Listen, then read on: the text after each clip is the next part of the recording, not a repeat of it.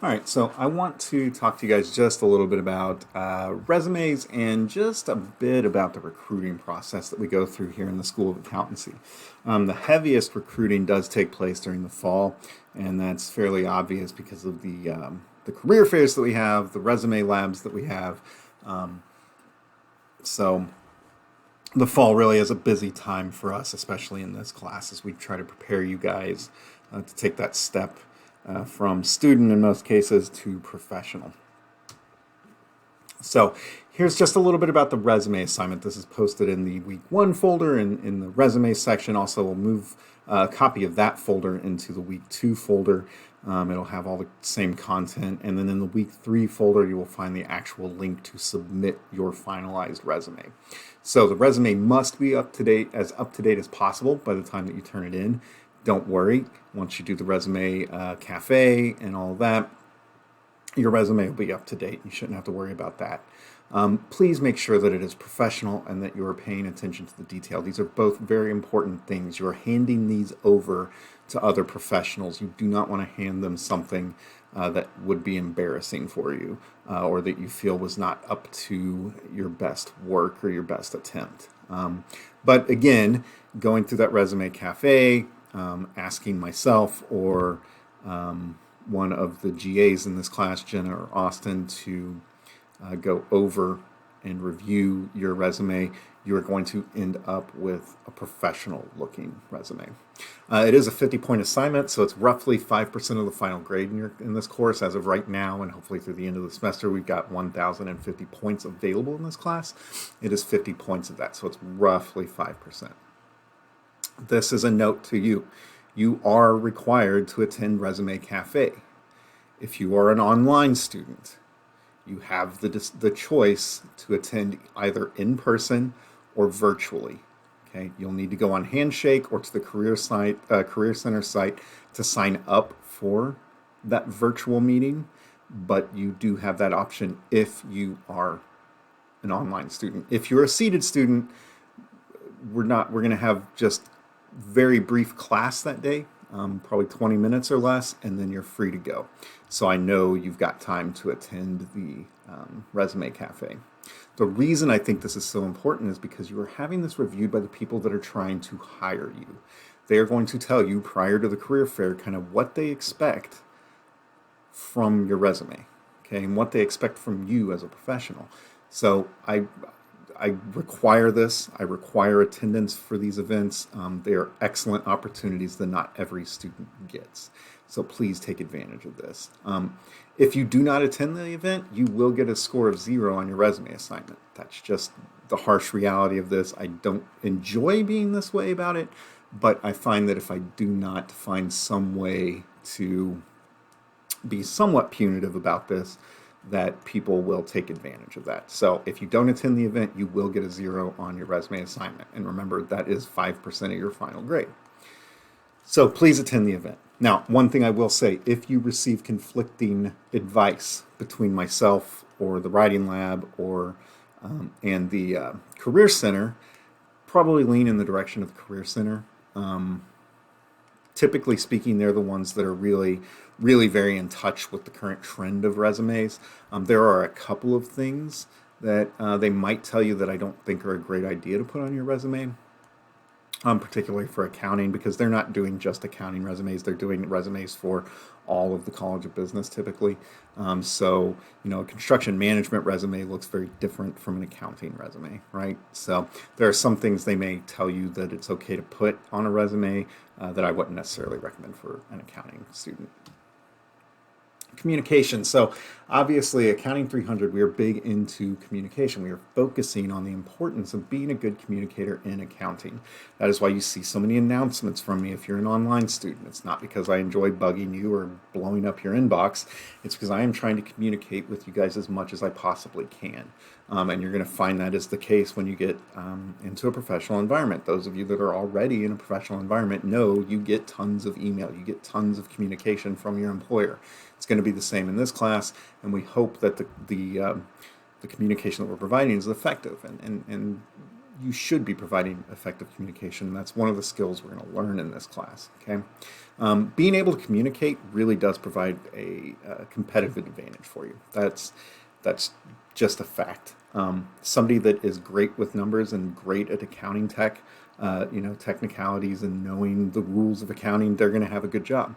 But the person that can do both of those things, that can be a great technical accountant and can be a great communicator, those are the ones that really, really succeed. Those are the ones that are partners in CPA firms, because not only do they know what they're talking about when it comes to accounting, they're also great salesmen and they're great communicators. They're the ones that make it to partner. They're the ones that have a greater degree of success in their careers. So, what is the point in a resume? What is the purpose of a resume? Well, generally speaking, employers want to know what you know and what you can do. Okay? So that's all we're going to ask that you put on your resume. What do I know? What can I do? Okay? So, accounting majors, sometimes we run into problems here, because as accounting majors, you guys are recruited very, very early for your internships. I mean, I have Forvis is now coming to my 201 classes, my introduction to accounting classes, to speak to students. That's how early you guys are being recruited now. By the end of this semester, I would imagine almost everybody in this class, both seated and online, will have some sort of internship or full-time position. Okay, so it is extremely important that you have a complete and professional resume. So when we first start out, you may not have one that's what you feel is completely filled out, or it looks a little barren, right? Don't worry about that. That's something that recruiters are going to expect going into this. You guys are not going to have, usually not going to have enough to fill up a full page of experience. Now, some of you will, and some of you may have enough experience to fill 3 or 4 pages, but we're going to keep it to 1, okay? But that 1 page is going to be a complete and professional resume. It's extremely important. The Career Center here at Missouri State is a great resource for you to contact. They're amazing. Not all colleges provide this kind of resource, okay? So even outside of the Resume Cafe events, if you later in the semester, if you've got an internship or a summer leadership program that you're interested in applying for, you can always take your resume down to them and they'll look at it for you. They are accounting professionals, they are recruiters, they are other business professionals, and they know what to look for in a resume. Okay, so the Resume Cafe, though, you've got to attend it. I don't know how else to make it clear to you guys that this is mandatory attendance outside of just telling you this is mandatory attendance. It's like I was telling Dr. Church earlier today, I don't like being that guy that says, do this because I'm telling you to do it, but in this instance, please do this because I'm telling you to do it. You will not regret doing this. I did it when I was a student, and it made my resume 10 times better than it was initially. So you can go to Carrington Hall or Glass Hall. Glass Hall, obviously, is the one I would recommend. It's on the 2nd floor. If you know where the fancy stairs are on the east side of the building, that is where they are located, on the 2nd floor. Here's their hours, phone number, and email if you do want to contact them. So just a little bit about information about the recruiting process, right? So traditional recruitment really does happen in the fall, and that is because they are preparing to get started with busy season with tax. Typically speaking, they want you guys to start in the spring, right? So you're working in a tax internship or an audit internship or whenever their busy season is. They're recruiting you ahead of time. They post these positions very early. They're very, very early. So always be checking on Handshake. It's a great resource for you because it's going to update these employers like Forvis, KPM, Abacus, all these local accounting firms that a lot of people are really interested in getting on with. They post their job positions to Handshake for students. So make sure you're getting familiar with Handshake. I did make another post this morning for the online class, providing you some links on how to use Handshake, just some good articles and videos for you guys to watch. But Handshake is a great resource for you. One thing you do want to know is that when CPA firms, particularly CPA firms, are asking you about your graduation date, they're typically referring to when you will graduate with your master's degree. And that's because they want to know when you can be a CPA. When can you be a CPA, right? So here in Missouri, in the state of Missouri, we have a new rule. It just started last year. You can start sitting for the exams at 120 hours. So that's before the end of your, typically, I think we graduate in this school with 125 hours after a bachelor's program in accounting. So sometimes before you've graduated with your bachelor's degree, you can start sitting for the exam.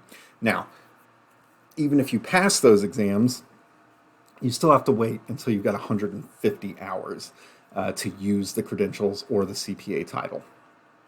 So that typically means for accounting students that you have went through and completed your Master's of Accountancy program as well. Okay, so once you do get admitted to your graduate program, it is perfectly fine to add that to your resume with an anticipated graduation date.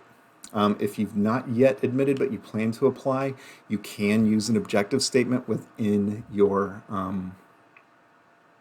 resume, but I wouldn't recommend doing that. That's something that'll come up kind of naturally as you talk during interviews. So the final slide we'll go over in this video is just this last information for accounting majors section. Okay, so the courses that you've completed in the past have historically impacted kind of what type of internship you're going to get into. So, if you've completed your auditing course, which none of you have, audit is generally the last course you'll take as an undergraduate, but just as an example, if you've completed your audit course prior to beginning an internship, they may stick you in audit because you've at least got some idea of what goes on in audit. You can at least tell them, what goes in an audit letter, right? So before then, you probably can't. It can be helpful to list any coursework that you're currently in on your resume. This is what I like to call filler because, like I said, some of your resumes are going to feel pretty sparse to you. This is one of those things that you can list to fill up some white space. You can say, hey, I am currently in intermediate accounting 1 and tax accounting or cost accounting, whatever courses you're in. That way they kind of know where your level of knowledge is for accounting. I would advise you to use the course titles and don't just use course numbers because not every firm is from the Springfield area that you're going to talk to, and they may not be familiar with MSU's coding system. So just tell them I'm in individual income tax, not I'm currently in ACC 321. They won't really know what that means. So these are some examples here: individual income tax, corporate taxation, auditing. Those are all good things to put on your resume if you're looking to fill some space and you want employers to know kind of where you're at in your education.